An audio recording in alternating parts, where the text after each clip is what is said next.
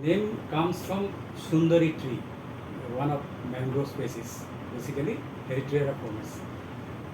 Locally in Bengali we call it Sundari. Literary meaning the lady beautiful. So do you think that mangroves are really beautiful? Mangrove ecosystem, the kind of services they provide, it is like a mother at home. Mother at home provides the food. Mother at home provides the immunity from the diseases. At the same time, she also has aesthetic value. For every child, mother is beautiful. So for the children of Sundarban and India, certainly the mother mangroves are beautiful because of the kind of the ecosystem services it provides. 25% of India's fishery, the income comes from the mangroves. So this, see, not only the food, people get food, then they get the medicinal the values of the ecosystem like honey, etc. The mangrove honey is supposed to be the one of the best honey from the medicinal properties of the thing, and shoreline stabilization and protecting us from the damages, the storm and the cyclone. Now with the warming of the earth, global warming, there are changes in climate is happening, which is evident from the frequent you see that there is a depression in Bay of Bengal or depression in the Arabian Sea. The consequence of that is the cyclone and other aberrations in the system. So that way the mangroves thus provide the protection to the dependent people. Not only provide the food, it also provides the protection to them. And mangroves are known as the walking tree. When mangroves are there, they walk towards the sea. The land area increases. When we remove the mangroves, the sea comes towards the land. We lose the land. So these are the beneficial aspect of the mangroves. It protects us from the vagaries of the sea, and with increasing the changes in climate, the global warming, we have to be very cautious, and that is where the mangroves have to be protected, because a hectare of mangroves takes away the stores a carbon to an order of 900 to the tons to 1000 tons. That is a 50-year-old, or 25 years old, the mangrove plantation. And every year, if you look at, it takes away about the 1.74 grams of carbon per meter square. So this is one of the most efficient this one to remove the carbon. See, as I said earlier, warming of the earth is happening because of the emission. The greenhouse gases in the form of carbon, etc. We need the mechanism to remove the carbon. Decarbonization has to happen. Mangroves are supposed to be the very efficient in decarbonizing the thing. And our study shows that the vegetation, the mangroves take away the 15 to 20% of the carbon when it sequesters the carbon, and the major part gets stored in the soil. The mangrove soils are highly rich in carbon.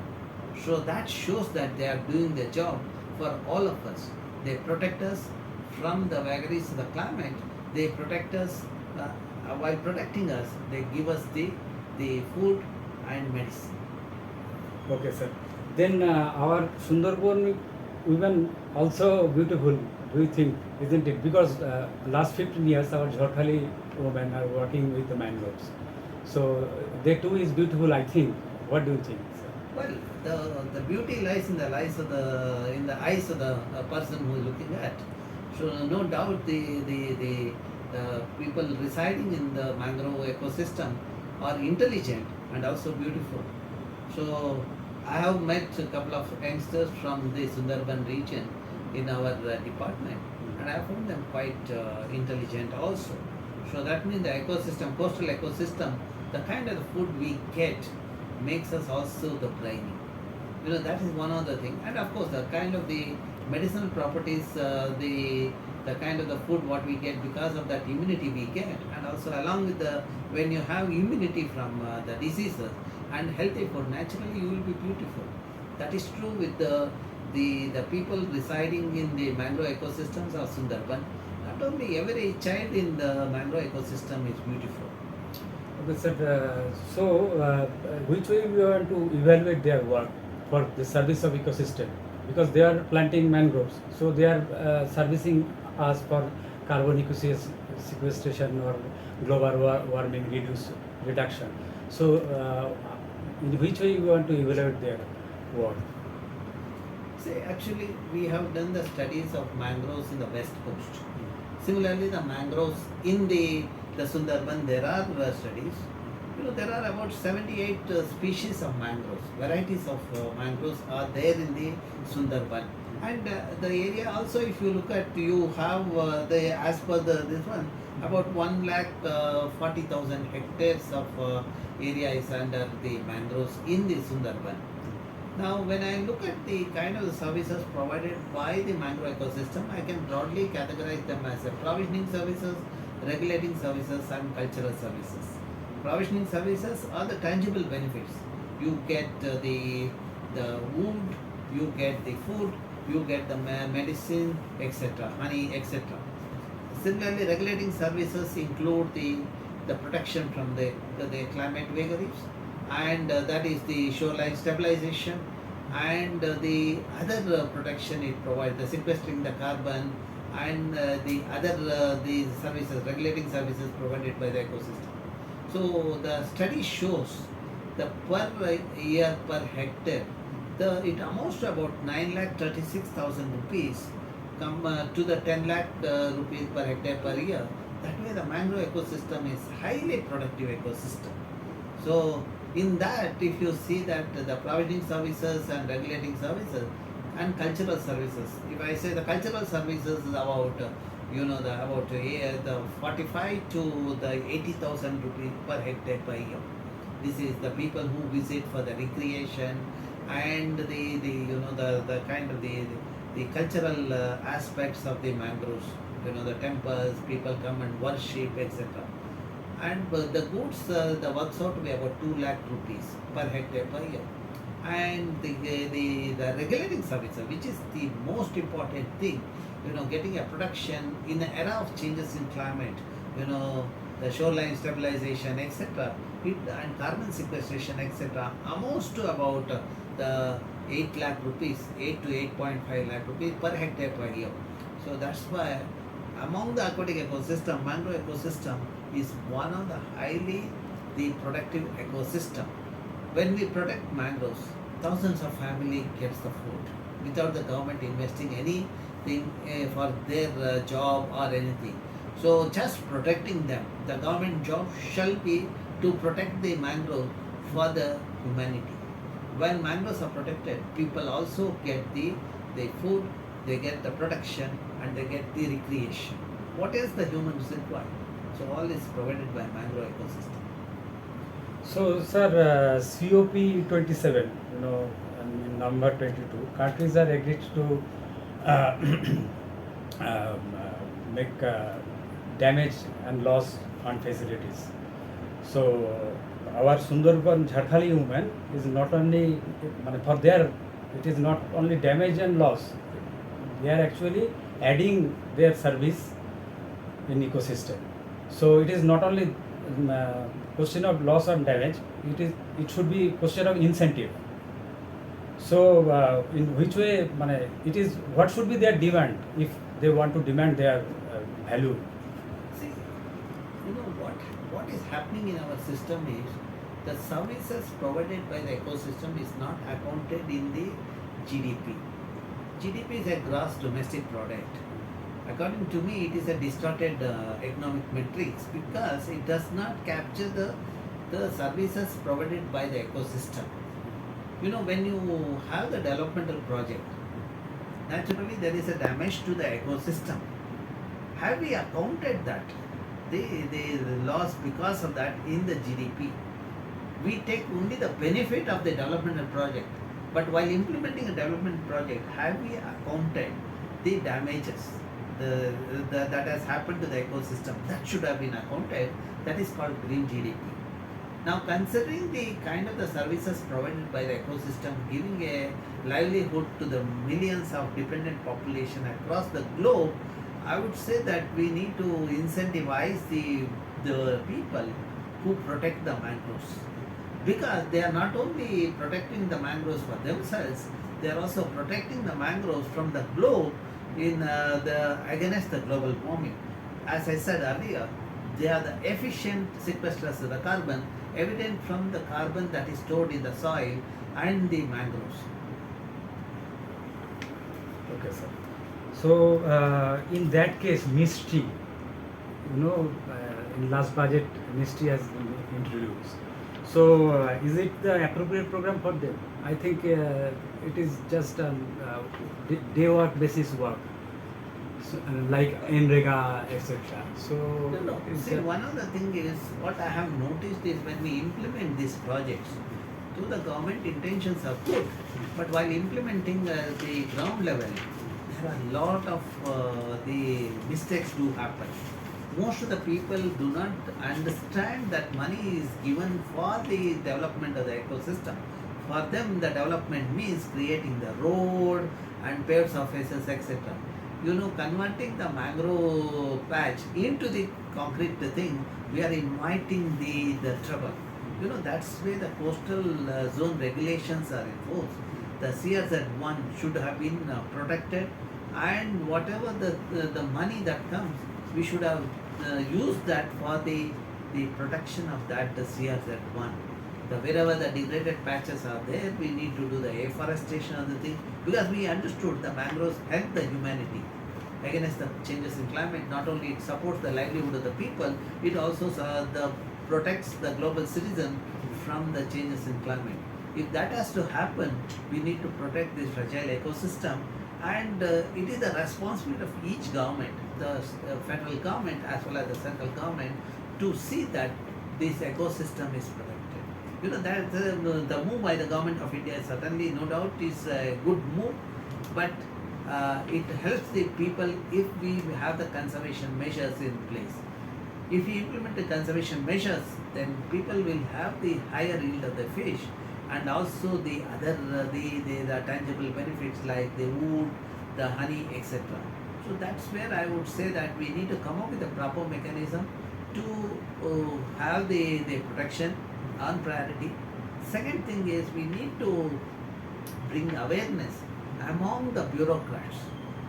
My study shows the bureaucracy in India today are very ill-informed. They might be IAS officers, but their knowledge as far as the environment is concerned is very poor. The simple study in a city like Bangalore showed that 3.5% of the Bangaloreans are environmentally illiterate. And these are the people who come and take the decision. When they are environmentally illiterate, for them everything is the development means the construction of the highways, flyovers, and the roads, and this one concretizing the region. So that that gap we have to address it. That's where we have to make environmental education is a mandatory for IAS officers and the decision makers, including the politician. When people are elected, the first and foremost thing we need to make them is to learn from about the environment, the ecosystem functions, ecosystem services. When we do that, probably we will have the next breed of decision maker who are sensible. When the decision makers are sensible, and they become responsible. When they become responsible, the damages will not happen in our ecosystem. They think for the humanity, they think for the welfare of the society. Otherwise, the current path of exploitation, looting will continue forever. Sir, you are talking about GDP and green GDP, but nowadays it is not only question of bureaucrats. It is a group of economists. They are measuring GDP through satellite images at night, because they are comparing the data government is supplying about GDP respective government, and they are verifying it through satellite images at night of that country. So nowadays, right now, IPL is going on in Kolkata, just adjacent to Sundarbans, and if you take any image from satellite of Kolkata, so it will be very much illuminous. That will in that perspective, it is very good in GDP. GDP is uprising, but it is just burning fossil fuel. With fossil fuel, it is illuminating. because in West Bengal 95% electricity is coming from fossil fuel. So in that way it is, but GDP is very good. It is showing that GDP is uprising. So what is your That is, see, the current, the economic metric, GDP, if you look at it, only accounts the welfare of the benefit what people get, which is get reflected in the consumption. Listen, if you consume more, the GDP is higher. Okay. See, now you said talked about illumination. Naturally, when the illumination is there, we assume the economic activities are higher.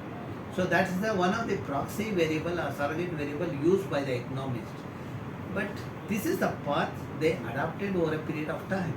Now with the increased awareness about the importance of the ecosystem, and more importantly about this the imminent damage, the imminent catastrophe that we are going to face because of the global warming and changes in climate, our objective is to decarbonize, and we need to have an appropriate economic metric. I would say that the most the important initiative that the government has to take is the green GDP. We need to account, when you talk about development and development project, we need to account the damages that it causes, and that the thing has to be accounted in the GDP. We have done the studies of the natural capital accounting and valuation ecosystem services in Karnataka.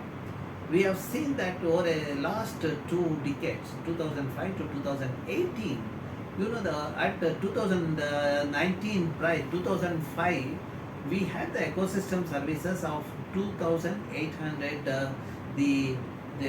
2,400 billion rupees per year from the forest ecosystem in Karnataka. The same forest ecosystem today in 2019, it has come down to 1,850 billion rupees per year. So that means this is nothing but, if you keep 1,000 rupees in a bank, at 10% interest you get 100 rupees. Now to get 100 rupees, you have to keep the principal of 1,000 rupees in the bank. Similarly, if you are getting 2,400 billion rupees per year or 1,850 billion rupees per year, you need to keep the principal amount in the bank, which is in the form of the forest ecosystem. When we do that valuation of the NPV, net the NPV of the forest ecosystem, when we look at it, amounts to 79,000 billion rupees in 2005, and today it's about 74 billion rupees. So that shows that we have lost the asset, forest asset, the equivalent to the 35%, and the services also got reduced because of the degradation of forest ecosystem. The similar thing holds good for the mangrove ecosystem. Mangrove ecosystem is more productive than the forest ecosystem, and it amounts to about, as I said earlier, 9 to 10 lakh rupees per hectare per year. That is what, if we have to protect that, naturally if you are doing any economic activity in the region, the damages has to be accounted. But more importantly, when it comes to the mangrove ecosystem, considering the services provided by the ecosystem, we need to consider mangrove ecosystem as another industry which is decarbonizing the environment. We need to account that in the GDP. That GDP is called green GDP. Okay, sir. So, in case of GDP of Sundarban, in a World Bank study, it is showing that total environment damage and the health effect of environment damage, total almost 1,300 crore rupees per year. That is the 10% GDP of Sundarban, total Sundarban. It is reducing because of environment. So, is it the right time to introduce green GDP? Well, we should have done it much earlier. Even after 70 years of independence, we have not done it. That shows our poor status of lack of understanding of the vital issues.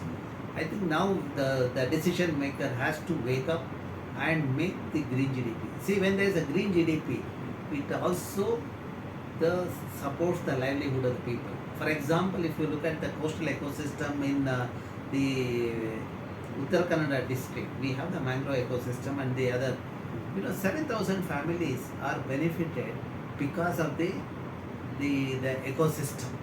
7,000 families where the government does not spend anything on them. So everything they get because of the fishery, and their the value of that what they get per hectare per year is about the 11 the lakh rupees or 1.1 million rupees per hectare per year. It's a highly productive ecosystem. It is supporting the livelihood of the thousands of families. When we account this, we will come to know that these ecosystems are also giving us the livelihood to so many people. That means let us also incorporate the services provided by these ecosystems as good as what we do with the industries. When you have industry, you will consider what is the kind of the revenue we get and what is the amount that gets into the GDP. Now let us also account the same thing in the case of ecosystem, what they provide to support the livelihood of those thousands of families that reside along this fragile ecosystem. When we do that, now as we protect the industries and as we think about industrialists, we will also think of the ecosystem, we will also think of the ecosystem people. That should happen. That change in our thinking has to happen. When we have that, we will have the overall development of the people. You know, that is where everyone will be happy. You know, that should happen in our country. But sir, we are talking about environment, but after 75 years of our independence, we are in Amrit Kal. But the political environment of this country really is unfavorable for introducing green GDP. Well, now when I look at the political system, what does this consist of? It's only a bunch of people like you and me. We select someone because we are unable to go and do the decision making. We select a representative. Those representatives become a decision makers. Now, first and foremost thing every citizen in the country has to do is to select the right person. If we do the right person selection, then right thinking will happen. When right thinking happens, then introducing green GDP is not difficult. For your information, the blue economy, green GDP is now the people are thinking about. And the United Nations, the UNST, developed the protocol to do the evaluation of the ecosystem services and natural capital accounting. As a part of the pilot, they invited us to do the study for Karnataka, the 10 districts in Karnataka. Because of the COVID and since our activities had come down drastically at that time, so we could do it for all districts in Karnataka. So the natural capital accounting and valuation ecosystem services we have done for forest ecosystem in Karnataka and the coastal ecosystem. Now when you look at the government of India, is through the Ministry of Statistics and Program Implementation, is thinking on Ministry of Environment and Forest and Climate Change, are thinking loud on this aspect. So that means there is a thinking on this aspect. Now only the thing is, what is the difficult thing is to change the mindset of the yesterday's economists who are ruling the country. Till those the mindset of the economists are changed, there is a problem. But I am sure when we select the right people, they will change the everything. So the thinking of everyone, and we will have a green GDP in place. My assessment is probably in another 5 or 10 years time, we will have green GDP in the country because the amount of the work that is happening in various sectors. You know, we have done for the forest ecosystem, coastal ecosystem. Now the World Bank has come forward to do for the blue economy. There's a big program is in place implemented by the Ministry of Statistics Program Implementation, and the various the countries are involved in the program like Australia and all these things. And there are a lot of deliberations are happening. The deliberation that happens today will have a conclusive result for tomorrow's health of the system.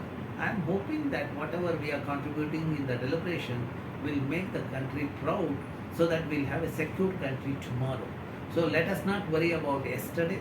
Let us not worry about inefficient people that exist in the current system today, but let us hope for the intelligent people who will emerge in the system and make the country the proud. So I think we need to move away from the criticism. We need to be a part of the decision making. Then probably the things will start changing. When we assert, we will have a better system in place. So in that hope, can you share your experience and your observation entire your as a scientist, environmental scientist, entire your life? So can you share your experience and observation, particularly in terms of Sundarban and Kolkata, integration of Sundarban and Kolkata, as well as over India? Well, you see, as a scientist, we have the social responsibility.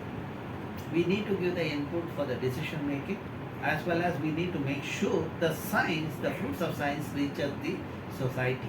When you look at the work what we have done over the last 3 decades in Karnataka, whether it's a lake, the ecosystem, because of our studies, lakes are being rejuvenated.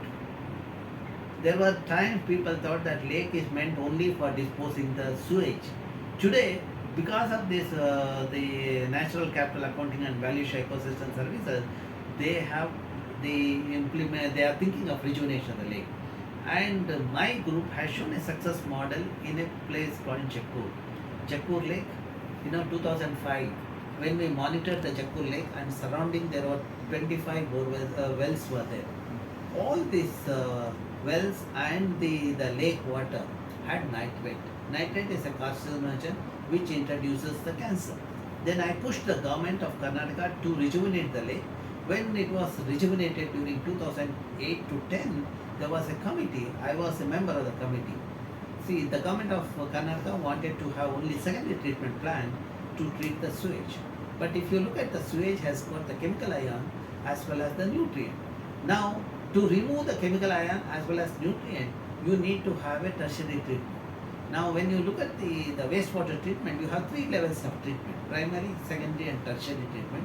Primary treatment will remove the large particle, secondary treatment will remove the chemical ion, and tertiary treatment will remove the nutrients like N and P. Now, that the nature-based solution through the constructed wetland and algal pond was introduced in the system along with the secondary treatment plant.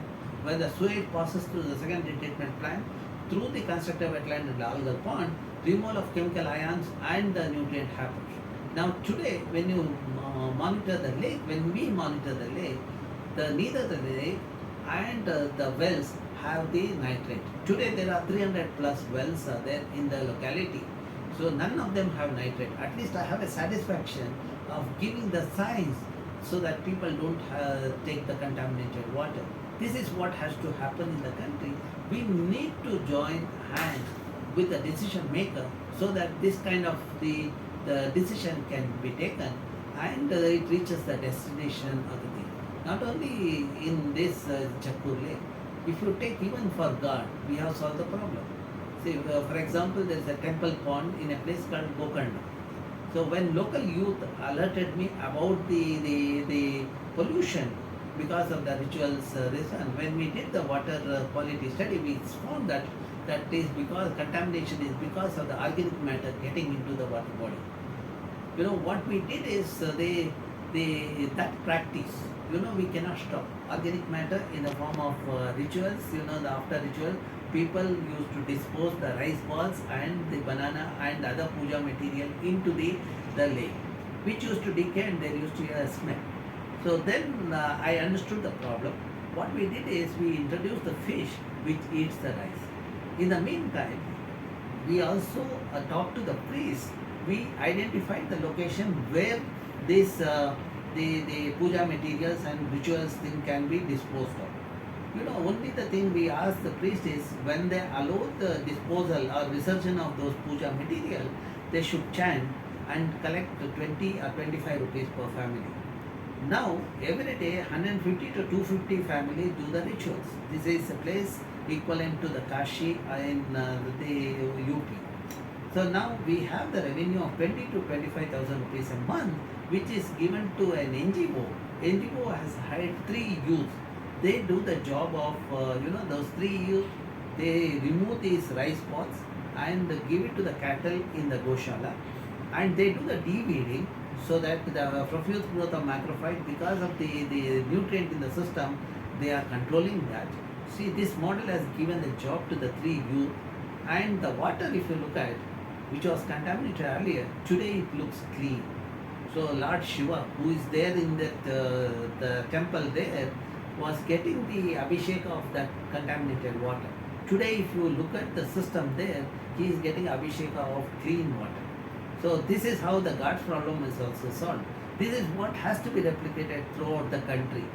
Nature-based solution are economical, and it is also gives a job to the people, and more important, it also gives the livelihood to the dependent population, as we showed in the case of Gokarna or in the case of the Jakkur Lake. Today, when you look at Jakkur Lake, constructed wetland, we have given the species which are nature, this one, locally available, this one plants like colocasia, typha, etc., which are the fodder value and a food value. Now, when farmers want the grass, they come and cut it. When they cut it, I get the maintenance of the wetland at zero cost. And today, for the last 10 years, my students have monitored the system. None of the wells nor the lake has the nitrate.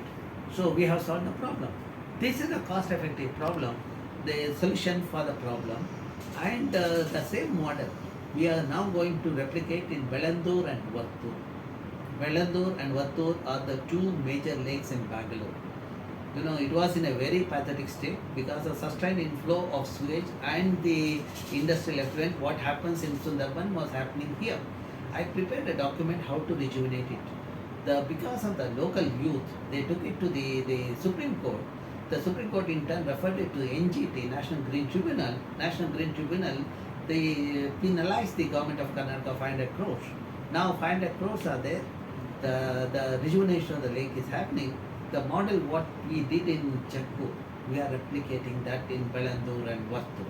When a group of scientists can do it in Bangalore, I am sure everyone, the scientists across the various parts of the country, can contribute to the nation building. That is the responsibility of the scientists. We are equivalent to the soldiers. Soldiers guard the border. The scientists make sure that everyone has their livelihood. So we give them a life and also livelihood. So that is the beauty of soldiers and the scientists in the system. Well, sir, we are very happy, but it is International Biodiversity Day. We are talking about nature and environment. So at the end, would you like to give any message or your advice to our Jharkhali women groups? They are working for environment and biodiversity. See, one of the things is consider the contribution done by this ecosystem. Okay, we need to give back to the nature. That means the current the year the theme is invest in the nature. So we need to do that. Whatever the deliberation that has happened at global level, but actual action has not happened at the ground level. We need to make sure that happens. That means we need to revitalize the ecosystem, rejuvenate the ecosystem. Now coming to the kind of the services this ecosystem provide, if you look at the coastal ecosystem, about 1.7 billion rupees worth of seafood the global population gets. Okay, and if you look at the mangrove ecosystem, they have a decisive role in enhancing the productivity of the fish in an ecosystem. Because wherever the mangroves are there, you see that a lot of birds come there. Because of the dropping of the birds, the organic matter in that region is very high. Because of the organic matter, there also become the habitat for the fish, and is the breeding center for the fish, and protect the young